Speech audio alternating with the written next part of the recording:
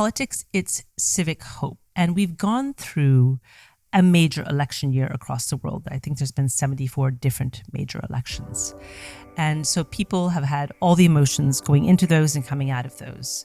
But civic hope is actually the belief that individual actions are necessary to improve our communal well-being. So no matter what, if the person you wanted to be in power made it or not, you still are going to have that civic hope that you can do something about your own future and your country's future. That was Lisa White, Director of Strategic Forecasting at WGSN. Hello and welcome to the Create Tomorrow podcast. I'm your host, Cassandra Napoli, Head of Marketing and Events Insight at WGSN. Every 2 weeks, I will be taking you on a journey, looking at how brands and consumers are creating tomorrow, whether that's through product innovations, actions and strategies, or online behaviors. Today, we'll be looking at the 2027 STEPIC forecasts, which track the challenges and opportunities for the years ahead across 6 areas: society, technology, the environment, politics, industry, and creativity. STEPIC is our proprietary methodology at WGSN and acts as the lens through which we view the future. Joining me to explore this topic and walk us through the drivers, innovations, and key emotions set to impact 2027 is Lisa White, Director of Strategic Forecasting. Hi, Lisa. Hi. And can you very briefly describe what you do here at WGSN? I run the overarching trend forecasting that drives both consumer and product design trends. And that's in all the industries we serve. So that's fashion and food and drink and interiors and tech and beauty and sport and outdoor. So it's about the overarching trends that connect them all. Also here is Ella Hudson, Head of Research. Hi, Ella. Hello. And what does your job entail? My job could be divided into 2 distinct parts. So the first is developing the best practice research processes that underpin the STEPIC methodology that we use here at WGSN. And then the other part is conducting my own research, which is really focused on design innovations with a special focus on sustainability and DEI. And last but certainly not least is Martina Rocca, Lead of Foresight. Hi, Martina. Hi, Cassandra. So in my role, first of all, I work for WGSN Insight, which is the behavioral and cultural research intelligence of the company. And specifically in my role, I investigate how early innovations and early signals emerging across different areas. This could be academia, this could be design, this could be subculture. So how these signals and innovation will impact consumer behaviors, consumer value systems, market and industry shifts in the long-term future. And the insight that we develop within Foresight are very helpful for our clients to kind of accelerate innovation and transformation across sustainability and culture. Okay, to start with you, Lisa, if any of our listeners went to business school or are familiar with trend forecasting as a whole, they probably know the PEST methodology or the PEST framework. At WGSN, we have our own proprietary methodology called STEPIC. Can you share how that makes us different and why this lens really works for us? Sure, of course. And already the name STEPIC, that just sounds so much more epic than something that sounds like PEST, which sounds kind of irritating. But anyhow, PEST is a great methodology. And STEPIC is similar to it because it's a foundational framework for researching into the macro factors that shape a business landscape. But PEST only looks at politics, economics, society, and technology. For our clients, and I would say for the world at large, it's an incomplete picture. We've added in the environment because it's one of the biggest risks for our future, climate change. But we also added in, very importantly, creativity, because innovation and imagination are going to be fundamental to solving the very, very pressing problems that we're facing in the future. So we're here today to discuss our STEPIC suite of reports for 2027. So basically how we get here is that all experts across the business come together every August to present their version of what the world is going to look like in 2027 across product design, across different regions, across topics like the internet and design futures. And then from there, a small group of people dissect those presentations to find common themes. And many people on this call right here, myself included, then orchestrate the development of a suite of reports that set the scene for that year, in this case, 2027. So naturally, it all starts with the consumer. We kicked off with our 2027 forecast with our STEPIC Consumer Emotions Report. This is a piece that recognizes really the crucial role that emotions play in driving consumer desires and decisions and set the foundation for all of our other upcoming 2027 forecasts. So Lisa, I want to start with you. I know this is a very big task, but can you briefly walk us through the 6 key emotions that we've landed on that will define 2027? Yeah, it's just super important because we've been talking about consumer emotions for a while, but this time we've really pulled it out in such a big way because we know that emotions drive everything. They drive financial markets, they drive shopping behaviors because people often shop not because they necessarily need something, but because they want to feel something, if that is safety or confidence in the future or whatever that might be. But for example, for society, the emotion is whither will. And that's a kind of obscure emotion that comes from a book called The Dictionary of Obscure Sorrows. It's a really great book. But whither will, what it is the longing to be free from responsibility. And a lot of us this year, I'm looking at my shoulders and they're up like near my ears. We have a crushing sense of responsibility of all the things that we need to do and be, if it's for the world or our personal lives. And people want to feel less overwhelmed by the pressures that are coming up through the poly crisis. Then the emotion for technology is suspicious optimism, which I think everybody will get. It is, some people are feeling more suspicious about tech. Some people are feeling more optimistic about tech. And some people are feeling really half and half. And that includes tech professionals. And it's interesting to see that suspicious optimism changes depending on where in the world you live and what profession you're in. It's really interesting to see who is most suspicious and who is most optimistic. And it's very surprising. You got to read the report to find out. And for environment, the emotion or emotional state, I should say, is resilient adaptation because we're taking a look at an already changed climate. I can talk about that later. So we have to be resilient to avoid further changes. And we also have to adapt to this already changed climate. So resilient adaptation is it. For politics, it's civic hope. And we've gone through a major election year across the world. I think there's been 74 different major elections. And so people have had all the emotions going into those and coming out of those. But civic hope is actually the belief that individual actions are necessary to improve our communal well-being. So no matter what, if the person you wanted to be in power made it or not, you still are going to have that civic hope that you can do something about your own future and your country's future. For industry, it's shared vigilance, and that's super important too. It's again a bit polarizing. There's certain things that we want to share, if that happens to be a consumer with their information or a company with their IP, and there's certain things that we want to protect.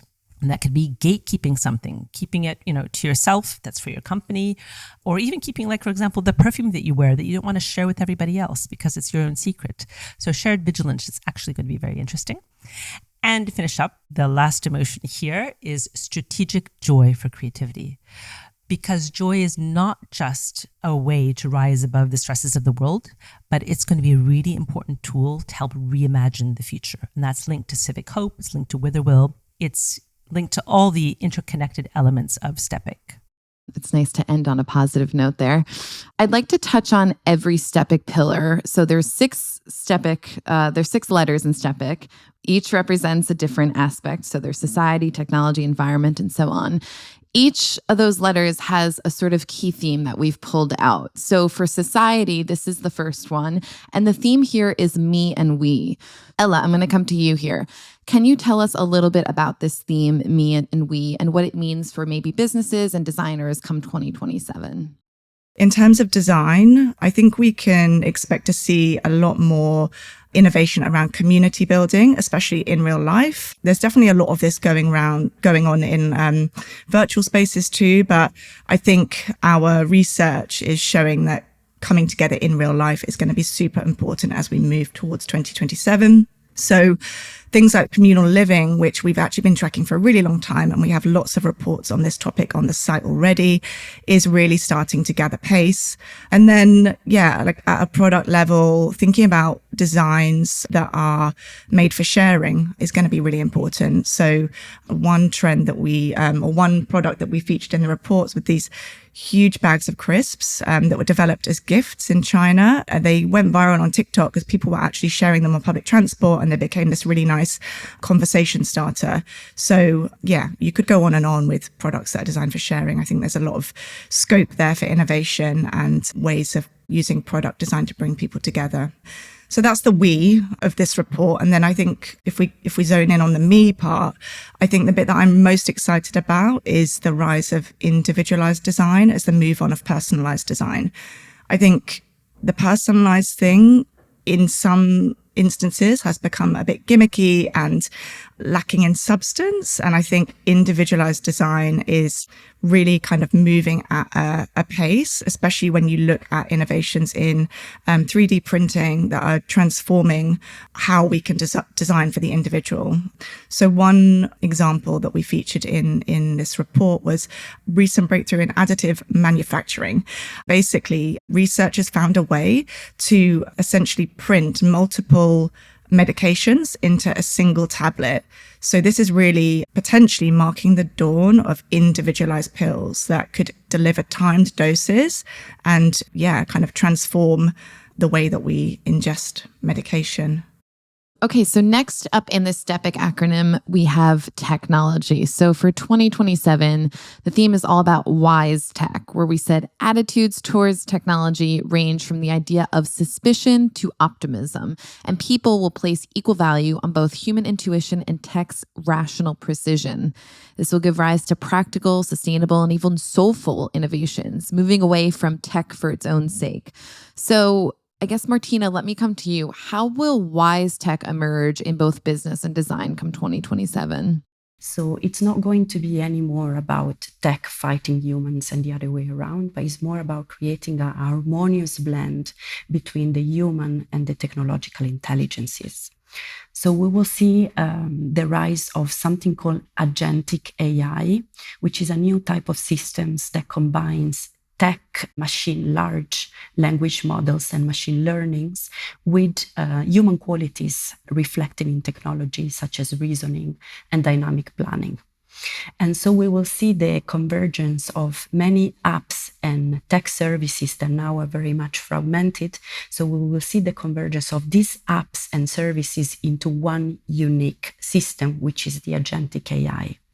In terms of business strategies, we will see ethics, human ethics, societal, cultural, ecological ethics being embedded into technological systems, especially artificial intelligence.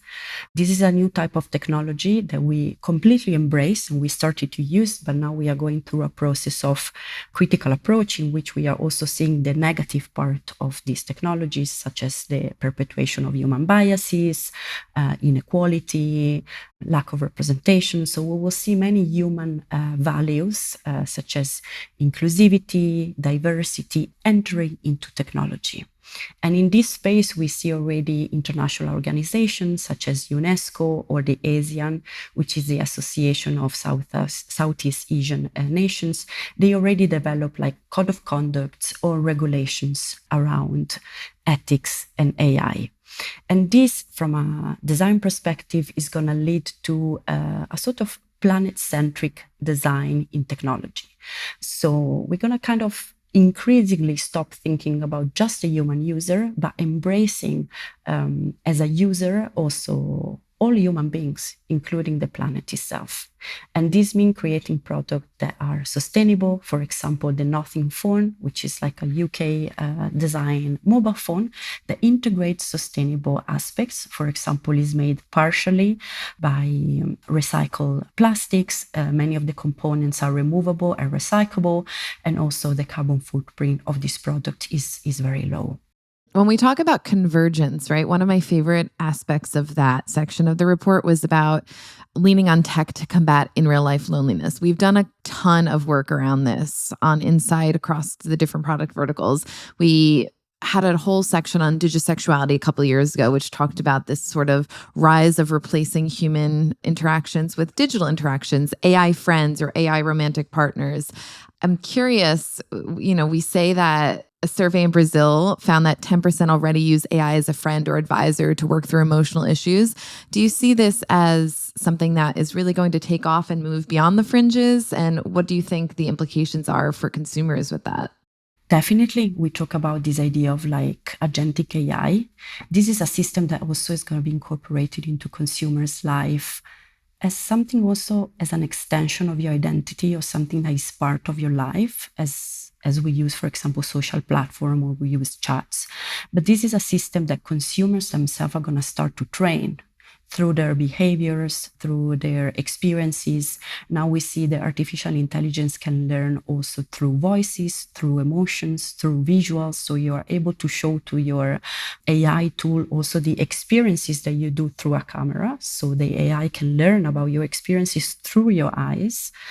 So these systems are going to become part of our life in a very deep manner.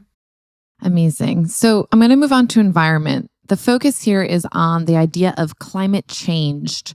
So we highlight how the climate crisis is intensifying and its effects are becoming more immediate and apparent, making the widespread consequences of rising temperatures the new abnormal, shifting the narrative from being climate conscious to climate changed. We wrote that in 2027, the crucial conversation around sustainability and circularity will focus on balancing the reduction of climate changing practices, alongside adaptation to an already changed climate. So, Lisa, I'm going to come to you on this one. What do you think are the biggest sort of takeaways from this idea of climate change as we head into 2027 in 2 years? Again, we are already living in a climate changed world. So consumers are going to be looking for brands that are going to be supporting their well-being. We have to adapt. We have to be resilient. We have to find solutions because we're seeing that climate health equals public health. That's another really important message. We've got air and water pollution. Think about plastics in water. They are negatively impacting people's health every day. And heat is impacting everybody's lifestyles as well, too. And we're shifting to nocturnal living. There's a whole podcast on that with WGSN. And that means that activities are shifting to earlier in the morning and later at night in order to stay cool. And in order to cool people, we're seeing things like air conditioning garments that are coming from High Design in Japan. So you can actually cool the person with the garment instead of air conditioning the entire room. So you stay cool and you're actually cutting down on some of those resources. But another really interesting thing too, again from fashion, is that weatherwear and activewear is really under scrutiny as people are sweating a lot more and being in the rain. People do not want PFAS to leach from their clothing onto their skin. And this is a consumer call out as well as a legislative call out. And that is going to drive change in and of itself. Okay, we're going to switch gears now to politics. Now, we talked about this interesting concept of sharing the stage. That's the big theme in 2027 for politics. We talk about international migration, evolving multicultural identities, really accelerating a shift to a dynamic, multipolar world with several power centers, not just one or two. So as new voices share the stage with established powers, whether based on gender, generation, or nationality, tensions will arise and dominant regions such as North America and Europe will have to share their privilege with an ascendant economies in Asia Pacific, Africa, and Latin America. Now, we said embracing these shifting dynamics will really be essential to identify overlooked allies, new long-term partnerships, and fresh opportunities. Martina, I'm going to come to you for this one. Can you talk us through this idea of sharing the stage and what you think it means heading into 2027? Cultural awareness, care, and cultural respect will be key to be able to kind of manage and secure cross-national partners and partnerships with allies beyond the usual US and Europe. It's going to be increasingly important also for brands to look at their cultural reputation, I would say. So to look back and look how colonial heritage has left residuals in their current work and in their current operation. So it will be essential for brands not only to analyze this critical, but also to open the dialogue with parties that have been overlooked before and give voices to minorities and really establish like a dialogue with all parties involved into their business, including minorities. So industry centers on the idea of being both protective and open. Retailers and brands will need to reconcile new currents of protectionism with the value of global connections as they navigate a post-globalization era. We said that we would see more diversity and flexibility in supply chains and business models. There's going to be a focus on mitigating risk rather than building competitive advantage. That's things like more open source technologies, regenerative practices, and new materials and ingredients that accelerate cross-industry innovations and really help combat resource scarcity. So, Ella, I'm going to come back to you for this one. What does all of this mean for 2027 in terms of business and design? As you mentioned, I think we can expect to see a lot more open sourcing at both business to business and a business to consumer level. So thinking about product, this really ties into the right to repair legislation that's coming into force in several parts of the world. Lisa touched before on sustainability legislation, and I think this is definitely sort of the right to repair is another key area of legislation that businesses need to be preparing for if they aren't already. So yeah, like at a business level, I would say Google is one really shining example of how open sourcing can really help to move the needle on sustainability. So they developed this recyclable paper packaging for the Pixel smartphone and published an open source design guide so that others can implement that innovation.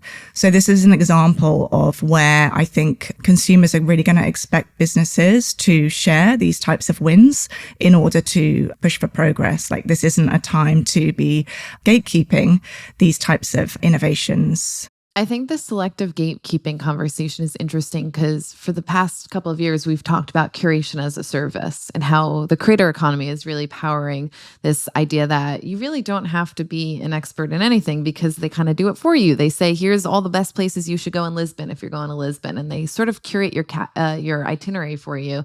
But what we're seeing now is sort of the opposite emerging, right? There's like too much saturation. And so people are kind of protesting against that because they want to protect their local spots from being inundated with tourists. And I think that's such an interesting shift that I've noticed over the last couple of years. Finally, perhaps my favorite is the letter C here, which stands for creativity. And the focus here is on the idea of play power, where we highlight how play will emerge as a powerful tool for self-discovery, connection, innovation, and cultural influence, combining shards of society into a whole. So the importance of play will be promoted beyond amusement or distracted to become a strategic pillar of individual and societal well-being in 2027, which I love. Lisa, I'm going to come to you for this last one. Can you explain to our listeners why play power is set to emerge in 2027 and what it means for brands and businesses? Yeah, I think from more of a general perspective, and creativity is everyone's favorite, and that's from our teams to our clients. And play is such a central part of creativity. Everybody wants to play more, they want to dream more, they want more time to be free thinkers and doers. But play, interestingly enough, is going to become more recognized than ever before.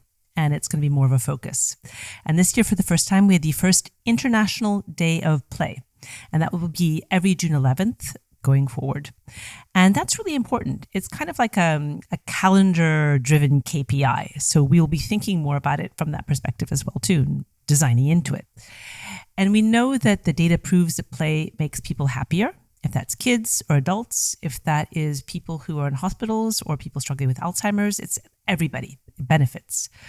But what's interesting too is that the data says that it makes businesses run better. And when we were doing all of our research, we found that 96% of business leaders agree that creative ideas are essential to their long-term success. So creativity is long-term success. It's not just the fun parts when you're workshopping.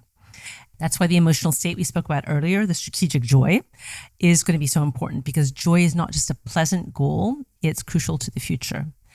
And kind of combining all of this, we're seeing the return of experience design, where people are more focused on real life experiences beyond products that touch all of the senses for that feel appeal and bring them joy. And people really want that collective effervescence that you can feel with other people at a concert or a sporting event or a treasure hunt. And it's interesting that we're trying to figure out how to measure these things, measuring emotion, measuring joy, and measuring success. And in this case, for play, it's just about having fun. And my favorite play event that kind of explains this a little bit is the World's Okayest Skater Tour.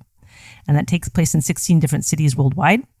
And you don't have to do anything more than get on your skateboard and celebrate the joy of skating for your pleasure. And playing itself is really the win there. I love that. Okay, so this is the final question. I ask all of my guests this, but who is someone that you admire that's creating a version of tomorrow that is really inspiring to you? Lisa, I will come to you first to put you on the spot. From a product design perspective, there's one person I really admire, and she's creating tomorrow the way it could look like. Her name is Rebecca Hui. She's running this operation called Roots Studio in New York. And it is a digital library of indigenous art and patterns that brands can consult to buy prints and patterns for their t-shirts and their hoodies and that type of thing. And these patterns have a real story to tell. Artisans who've been creating these for years and years and years, the histories and the traditions that built up those stories. And what I love about this is the money from purchasing these print and patterns, it goes straight back to the communities, straight back to the artists. They can continue creating their art and perpetuating, their backgrounds and their points of view. And it's great for consumers too. You're talking about how much should we communicate what we're doing as brands to consumers, and letting somebody know that the pattern on their hoodie is more than a really great looking leopard. It actually has this huge cultural background. It's such a win for everyone. So in an age where we're going to be seeing so much AI driven design, knowing that this rich digital cultural library of human created design, for me, that is something I admire enormously. Ella, what about you? I'm going to say Chicks Mag is really aligned with the future that I want to exist in. We featured them quite heavily in the environment pillar of this forecast. And their work is really focused on the interconnectedness of the health of the planet and the health of the people, and how the two are just inextricable. And their vision for a matriarchal society definitely gives me a lot of hope. And this focus on community and collectivism over the individual is, I think, a vision for the future that I feel very excited about. Martina, how about you? Well, here channeling the emotional driver of civic hope, I would like to bring a voice from Italy, since I'm Italian. His name is Ibrahima Lo. Is an investigative journalist and an author. So he wrote a couple of books, and he's only 23 actually. He's originally Senegalese, but he migrated to Italy when he was 16. He actually made his way to Italy by walking. So he crossed the entire continent by walking, and then he migrated through water, which is like the usual route that migrants from Africa do. And he's completely reframing our understanding of what a migrant is. He's breaking a lot of prejudices and preconceptions that are built in the mind of people around migration. And he's really retelling the story of migration from his perspective and from the community, from the perspective of his community. And it's beautiful. So not only the history, the story that he embodies. He's only 23, so he's already wrote several books. He speaks like 4 languages. So not only his story is very inspiring, but also what he's doing through his actions, because he's really transforming culture towards the future I would like to see of this like multicultural and diverse and inclusive future that enhances diversity rather than repressing them. Thank you to my guests, Lisa White, Director of Strategic Forecasting at WGSN, Cultural Strategist and Foresight Lead Martina Rocca, and Ella Hudson, Head of Research.